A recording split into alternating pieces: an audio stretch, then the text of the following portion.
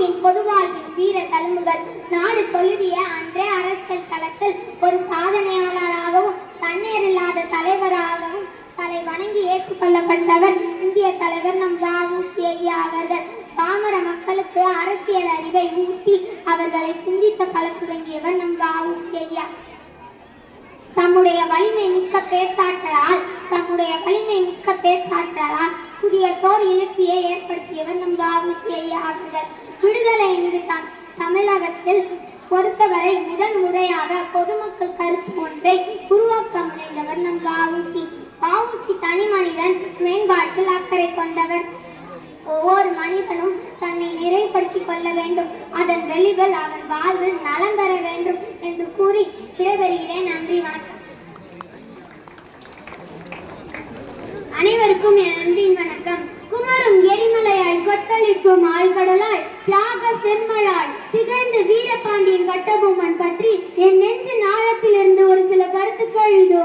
தமிழக சுதந்திர போராட்ட வீரத்தை பற்றியும் தமிழக வீரத்தை பற்றியும் பேசினால் உடனே நினைவுக்கு வருபவர் வீரபாண்டியன் கட்டபொம்மன். வீரபாண்டியன் என்றும் கட்டபொம்மன் என்றும் கட்டபொம்மன் நாயக்கர் என்றும் அழைக்கப்பட்ட இவர் இந்தியாவில் சுதந்திர போராட்டத்திற்கு 6 நூற்றாண்டுகளுக்கு முன்பே தமிழக மண்ணில் ஆங்கிலேயர்களை துணிச்சலாக எதிர்த்தவர். இவர் ஜெகவீர கட்டபொம்மன் ஆறுமுகத்தம்பாள் தம்பதிக்கு 1760 மகனாக பிறந்தார். இவரது சிறு வயதிலேயே வில், வாள், அம்பி எய்தல், யானை ஏற்றம் போன்றவற்றில் சிறந்த பயிற்சி பெற்றிருந்தார். இவரது இயற்பெயர் வீரபாண்டியன் என்பதாகும்.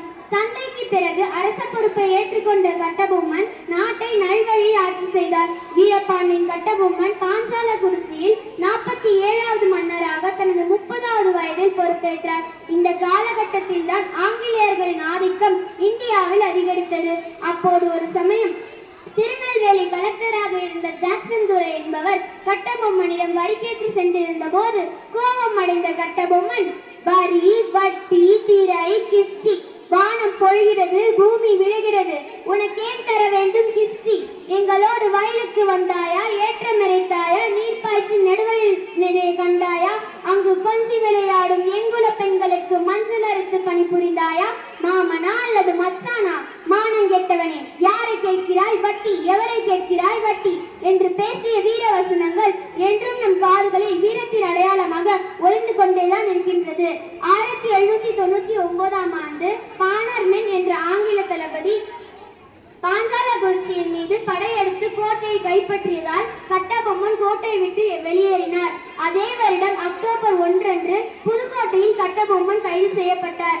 ஆங்கிலேயர்களால் கட்டபொம்மன் தூக்கு மேடையில் ஏறிய போது அவரது பேச்சின் வீரமும் தைரியமும் நிறைந்திருந்தது என்பதை இன்றளவும் நம்மால் உணர முடிகிறது.